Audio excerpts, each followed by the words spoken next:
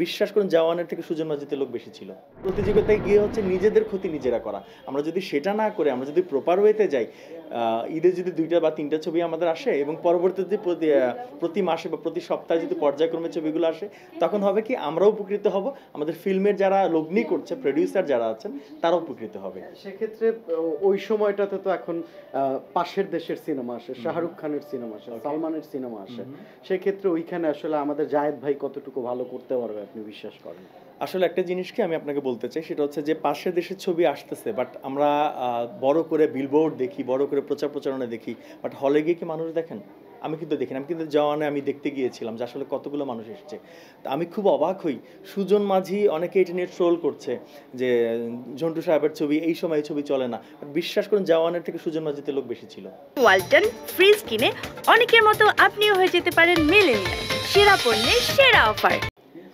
Seriously এখন সেটা কেন ছিল, কি জন্য ছিল আমি জানি না, বাট হয় না যে ছবি। এটা কি দেলোয়ার জাহান ঝন্টু স্যারকে খুশি করার জন্য আপনি বললেন? আচ্ছা, দেলোয়ার জাহান ঝন্টু স্যারের সাথে আমি একটা প্রথম কাজ করছি, সেটা খুশি করার জন্য সেটা বলছি না, বাট আপনি যদি পার্সোনালি আপনি জওয়ানে গিয়ে থাকেন, যেমন আওয়াজ যেটা ছিল প্রথম ২-১ দিন হয়তো মানুষ সেভাবে ছিল, বাট পরবর্তীতে কিন্তু ওই সুজন মাঝির থেকে কোনো অংশে বেশি ছিল না।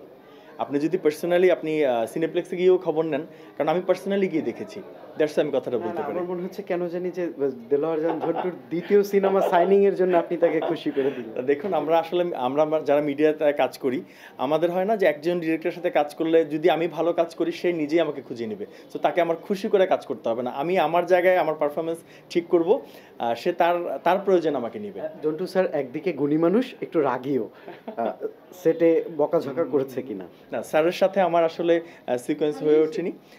ইনশাল্লাহ যদি দেশের বাইরে যখন শুটিং হবে এক্সপেক্ট করবো তখন যেন স্যারের সাথে আমার শুটিং হয়, এবং ঝাড়িটা আমি নিজে খাইনি, বাট আমি খেতে দেখেছি এবং সেটা বেশ মানে মজার, আমার ভালোও লেগেছে। ঈদে কি সিনেমা দেখবেন, একদম শেষ প্রশ্ন?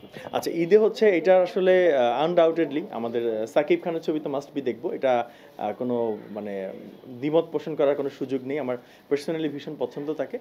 এবং সেই সাথে বাংলাদেশের যতগুলো ছবি রিলিজ হবে আমি কোনো ছবি মিস করি না সাধারণত, কারণ আমি যেহেতু এই ইন্ডাস্ট্রির একজন আর্টিস্ট, আমার উচিত ভালো মন্দ সব কিছুই আমার দেখা, এবং সেটাকে হচ্ছে আমার নিজের উপলব্ধিতে আনা, যে এই ছবিটা মনে হয় এইরকম করলে আরেকটু ভালো হতো, এই ছবিটা মনে হয় অমুক না হয় অমুক হলে ভালো হতো। অনেক সময় নিজেকেও দেখি যে ওই জায়গাটাতে আমি মনে হয় থাকলে বেশি ভালো করতাম, এরকমই দেখি। সো আমার কাছে মনে হয় যে ঈদ মানে আনন্দের, এবং প্রত্যেকের বাংলা ছবি দেখা উচিত। ভালো মন্দ আপনি যখন সবগুলো দেখবেন তখন আপনি ডিসাইড করতে পারবেন যে আসলে এইটাই ভালো দেখলাম বা এইটা ভালো লাগেনি।